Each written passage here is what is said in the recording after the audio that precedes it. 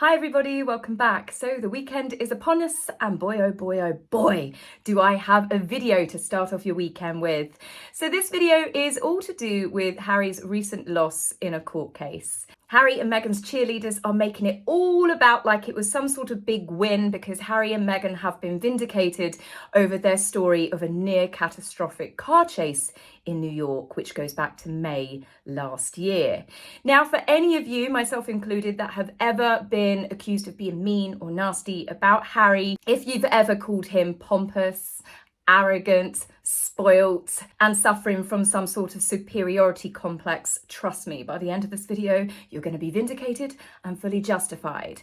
It's because of the arguments that Harry put into this court case to try and curry favour with the judge's decision. Some of it will have you screaming with laughter, some of it will have you throwing your shoe at the screen, so be careful.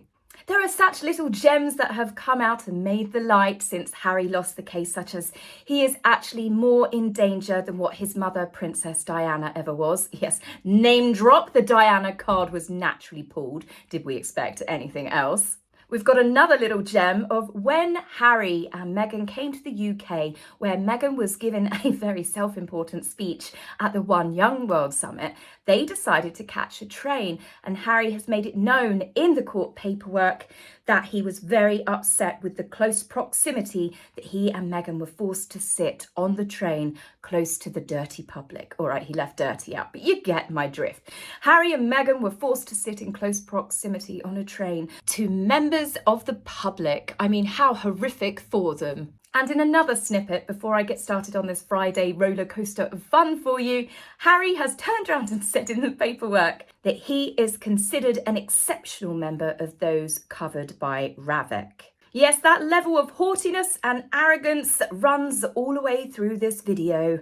It's not so much as the Prince Harry was born, but the man he has become. And what a man he has become. Now, in something that is not going to shock you, Harry, by putting the arguments that he did to try and win this case, he's been proved that he didn't, again, tell the truth on Oprah. I know, can you believe it? Another lie that has been unravelled by Harry himself. As part of his argument on why he should never have been stripped full-time security, he stated that on January the 13th, the royal household Office of Queen Elizabeth asked if they could find a way to pay for Harry's security, if there was any possibility that the royal family could ensure that Harry and Meghan keep the same security.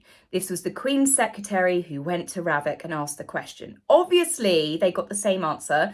Armed police are not for hire, irregardless of who you are or who is asking. But the point is, Harry used this information in this case to say that the Queen didn't want him to lose it, that his father didn't want him to lose it, and in fact that the royal family were taking steps to ensure that Harry somehow managed to keep a certain level of security to protect him and his family. Now, this obviously was when they had not done the hit job on the royal family before Oprah, the allegations of neglect and racism and blah, blah, blah.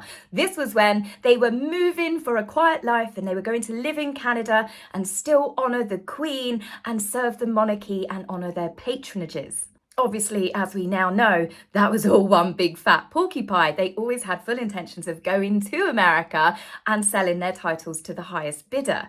But of course, on Oprah, Harry said that the royal family stripped him of his security and that he was so desperate to protect his wife and his child that he had to use his inheritance from Diana and take contracts with streaming giants. Harry then further decided to cement this narrative down by saying that the royal family cruelly stripped the security away from Harry, Meghan and Archie, deliberately raising the security threats on all of their heads so Harry and Meghan would be forced to return. They did it to punish them for leaving. They risked Harry, Meghan's and Archie's life to make sure that Harry and Meghan had no other choice but to return. Yet here we are, fast forward now to this court case. Harry is using the fact that the Queen and his father and the royal family did everything to ensure that Harry kept a certain level of security when he left. But he left that detail out, didn't he, when he was on Oprah and attacking his family. So he lied on Oprah to convince the audience that he was deliberately put in danger, and his wife and his child,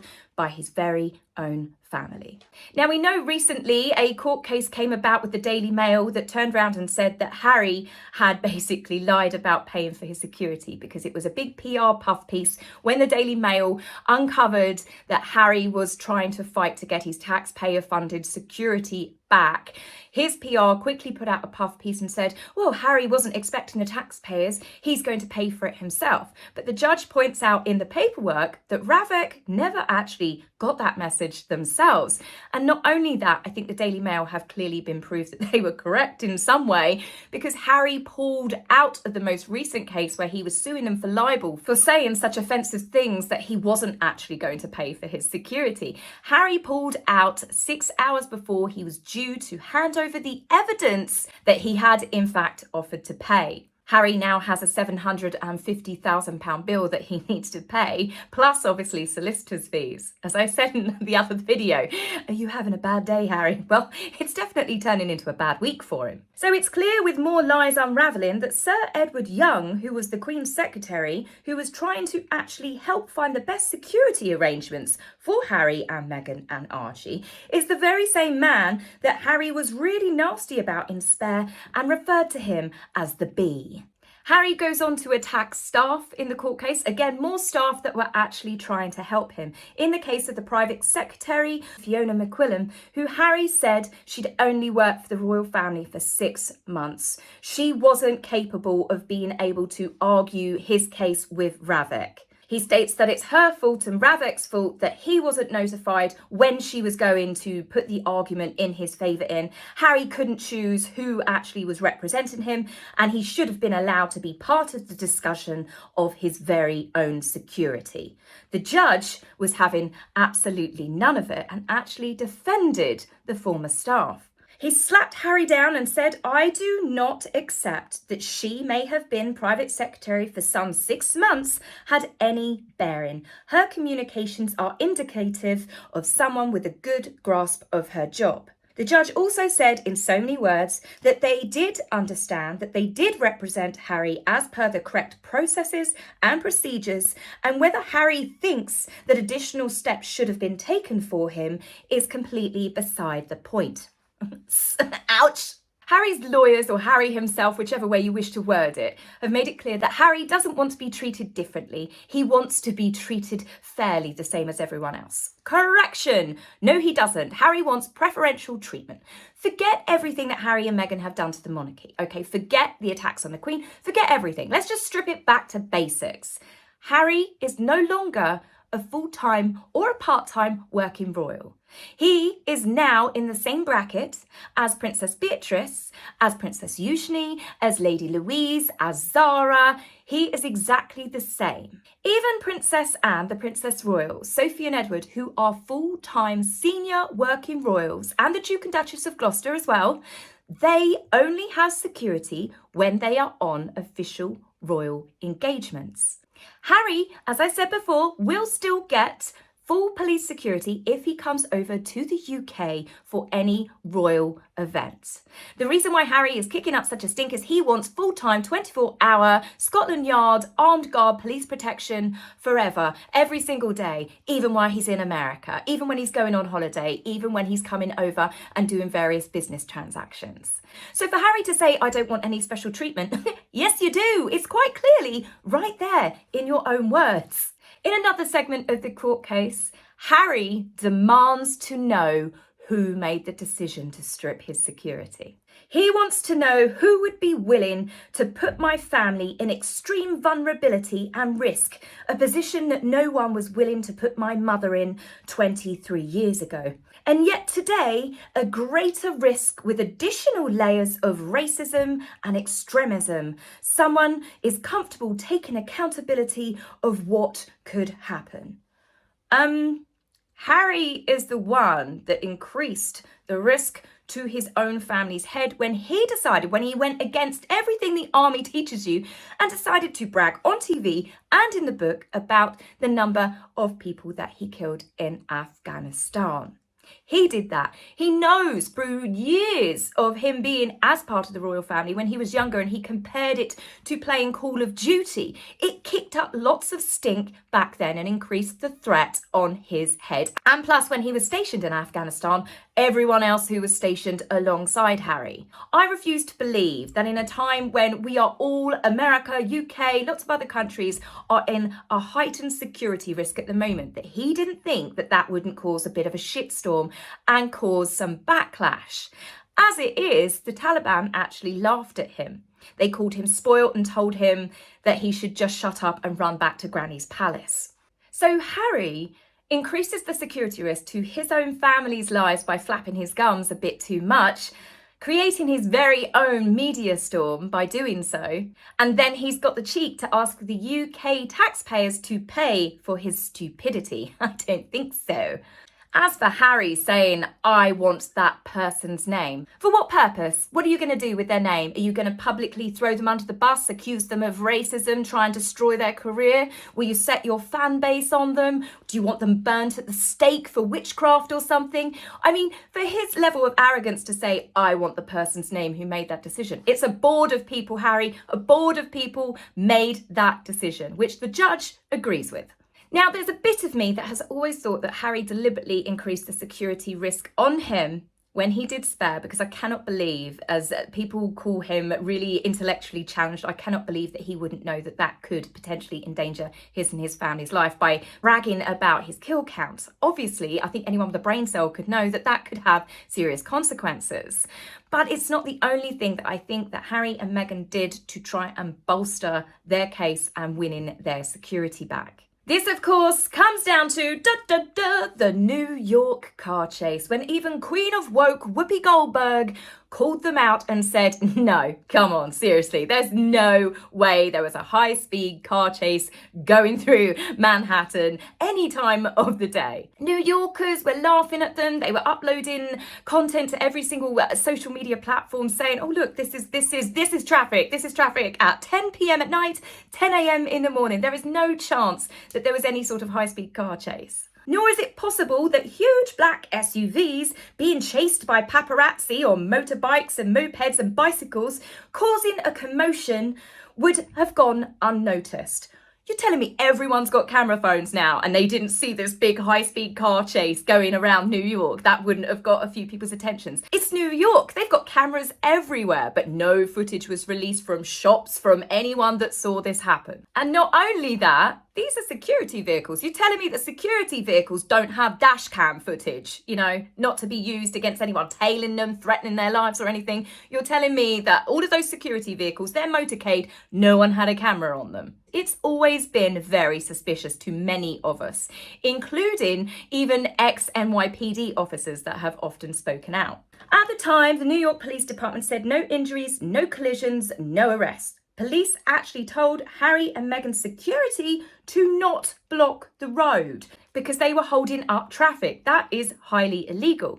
Plus, listen to a couple of clips that I've got here. First of all, we've got the New York mayor. Let's hear what he thought about the high-speed car chase. I would find it hard to believe that there was a 2-hour high-speed chase. Then, of course, we've got the taxi driver. He was in the thick of it. What was his thoughts on the incident that happened? What do you think about the description of this, the near catastrophic event? Oh, I don't think that's true. I think that's all, exaggerated and stuff like that. So don't read too much into that, But as far as you were concerned, when they were in your taxi, did you feel like you were in danger? No. New York City is the safest place to be, right? And there's police stations, there's cops on every corner, so there's nobody to be afraid in New York. Then, of course, we've got the paparazzi, the people that have been accused. Let's listen to them talk to a news reporter about what they felt was going on. His driver made the situation extra tense. And do you think that person drove dangerously through New York City? Yes. There was zigzagging, there was cutting off, there was coming super close to the cars, squeezing, wedging. And then let's listen to them talk to police officers that were called out at the time. Thank you guys, because this guy is... What's going on? he's crazy right now. Where, I'm recording, just FYI, but I'm a paparazzi. I don't know who this guy is, but he's been doing the craziness all day. See, it was Meghan and Harry's security that were causing a lot of the problems. It's hardly surprising that Harry and Meghan made a demand to Backgrid for them to hand over all photographs and all footage. Obviously, Backgrid told them, it's America, buddy, no chance. Harry and Meghan said they wanted the footage so they could implement new security procedures to make it more safe for them in the future. I think it's got a lot more to do with they didn't want photographs and clips being released that showed Meghan for not exactly fearing for her life. Her smiling in the back of the taxi tells you everything you needed to know about that night. Ask yourself this as well. Chris Sanchez, their huge fridge of a man bodyguard that follows them all around to all different events. I think he's their head of security. He is a former Barack Obama, when he was serving his presidency, bodyguard. So he's an ex-presidential bodyguard. He knows his stuff. So why, when Harry and Meghan were being chased by the paparazzi, did the security detail take Harry, Meghan and Doria out of their secure, blacked out, I don't know if they're bulletproof, but I'd imagine that they are pretty secure vehicles with multiple security guys, and put them into, just flag down any old taxi and put them into the back of a cab? They didn't know the driver. They'd done no security checks on him whatsoever. It was just a random taxi. Some have said they did it because it was evasive maneuvers. Okay, you've put all three of them in an unsecured vehicle, transparent windows, then stop the taxi in the middle of the street, blocking the road, when they've got their security vehicles behind them. So now Harry and Meghan are sitting in the taxi and they can't go anywhere. Then Mr. Sanchez, their only bodyguard in the taxi with them, gets out of the vehicle and walks around the vehicle telling the paparazzi to move away. In doing so, this means that the taxi cannot drive until Chris Sanchez gets his body back in the car. So it's almost he's delaying the taxi being able to move anyway because he's got out the car and he's slowly telling the paparazzi to shoo. Look at how close the paparazzi got to the vehicle, and Chris Sanchez is just 10 feet away or whatever, holding up his hand going, no, move back, move back. Does that look like someone that is protecting their clients? What happens if that was a complete madman and they had a gun or a brick? There is nothing about the taxi that was secured. Surely if she was scared, she'd be hiding behind those seats, trying to protect herself. Shove a jacket over your head like you see celebrities do that really don't want their pictures taken by the paparazzi. I always believed that they sat there and allowed the paparazzi to surround the car. They sat there and did nothing. None of the other security guards got out of the vehicles behind and ran round and tried to scare them off. No, they sat there, Chris got out the car, and they all allowed them to get the shots that they needed and video footage. Many of us thought at the time that this was set up to go towards Harry's security case, and voila, in the final day of Harry's court case, they pull out the big guns. They pulled out a letter that was dated the 6th of December from the New York Police Department, from the so-called chief of intelligence. But everyone who's looked at this guy's profile all over the internet, he's an assistant, not the main chief of intelligence. And in fact, some people have actually found out, I don't know how true it is because I haven't looked that deep into it. I think the royal grift is on the case. But it turns out that he may not be in that position to have been able to write that letter. There's definitely lots of questions that are going around about who wrote this letter, why it was only produced at the very end, and how it miraculously got into Harry's lawyer's hands in the final day before the verdict was given. This letter states that they've done an investigation and they have now found that the paparazzi did in fact endanger Harry and Meghan, so much so that their security had to do evasive maneuvers to stop their vehicle from being struck or trapped by pursuing vehicles. Their conclusion is that they now have enough evidence to arrest 2 individuals for reckless endangerment. Does anyone else not find that a bit suspicious that now they've suddenly got enough evidence to arrest 2 people, but it doesn't state who the 2 people are? Do we really think that Harry wouldn't have demanded their imminent arrest, that they should have been arrested the moment that he got that report? Harry, of course, would have pushed for it tooth and nail. But as it stands, not a single arrest has been made. The New York Post has contacted the New York Police Department and they were told that no charges are to be filed. And not only that, Harry and Meghan's very own security detail added to those very conditions, and they'd actually not adhered to advice from the New York Police Department. They've said that they did their own thing that night. So perhaps one of these so-called potential arrests and for endangerment of the public through reckless driving, we heard what the paparazzi said earlier. Perhaps it is actually one of Harry and Meghan's very own security detail, hence why Harry hasn't pushed for charges to be made. We saw the police telling off their security. We didn't see the police arresting any paparazzi or warning them. You've got to think back to when this all happened that the mayor was speaking about. This was going on for weeks and they all said the exact same thing. The reports that were coming out from the New York Police Department were saying it was inconclusive. There were no charges that were being brought. There were no arrests. They didn't have enough evidence to do anything. And yet, miraculously, over 6 months later, a report, an investigation has taken place, another one, and they have managed to find that they do have enough evidence to arrest 2 people. This was sent on the 6th of December with 2 apparent potential arrests. Harry and Meghan haven't pushed for anyone to be arrested, and that magically made it in on the final hour to go towards Harry's court case about winning back his security. In fact, Harry and Meghan's cheerleaders, all they're talking about, they're trying to override the fact that Harry lost this case, and all of the headlines have been Harry and Meghan are now vindicated. They have now been proved that they were chased erratically and their lives were endangered. That's what all of their cheerleaders are saying. And at the end of the day, the judge was having none of it. Whilst the judge said that you should not underestimate the dangers that are caused by paparazzi, they can pose a threat to other road users, to pedestrians, and of course they can cause potential problems from their activities. But the paparazzi are not a matter for Ravik. Ravik's concerns are about a hostile intent towards an individual, not those, however recklessly, are trying to take photos of a celebrity to sell to a media outlet. He goes on to state that this letter was in fact about Harry and Meghan being chased by paparazzi in Manhattan, which is outside of Ravik's scope.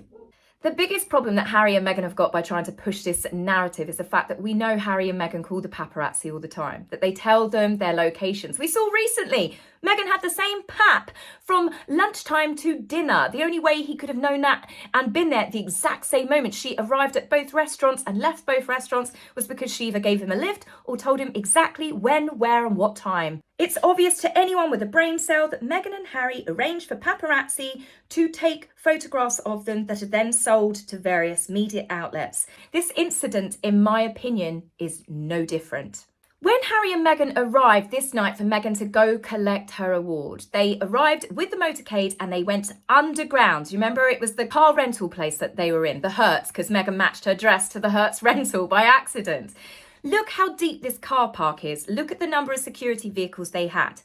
I don't work in security, but even I can tell you, you take the multiple vehicles in, you exit through the back exit, you don't show anyone which vehicles they're getting into. Dory and Meghan could have gone in one car, Harry could have gone in another, they could have done decoys, one car goes one way, one car goes another way. There are lots of evasive manoeuvres they could have done without the paparazzi even knowing that they had left the building. But no, Harry and Meghan deliberately chose to come out to pose for photographs. Meghan looked like the cat that caught the canary. They were both reveling in the absolute fanfare, the circus that it was when they left that award show. She was loving every moment of it with the security all around her. They, by doing that, geared up everyone that was outside. It was a sea of everyone trying to get photographs of the couple. And they also showed them getting into the exact vehicle and which direction they were leaving in. So of course then the paparazzi that were ready on bikes, in vehicles, knew exactly what vehicle to follow them. Now you tell me, do you think that that's really good security? Do you think that that's something that an ex-presidential bodyguard would have said, this is a great idea, I've got an even better one. Let's get you out of the secure blacked out vehicles where no one knows who's inside and put you in a taxi and let's stop and let the paparazzi surround the vehicles while I get out and let them get on with it until the police eventually tell us to stop holding up traffic. It's just too obvious in my opinion, and I can't believe people still fall for it. Again, this is just my thoughts on it, but I think that Harry deliberately increased the risk to his family's life by talking about the kill count, because I don't believe that he wouldn't be aware that that could have serious repercussions.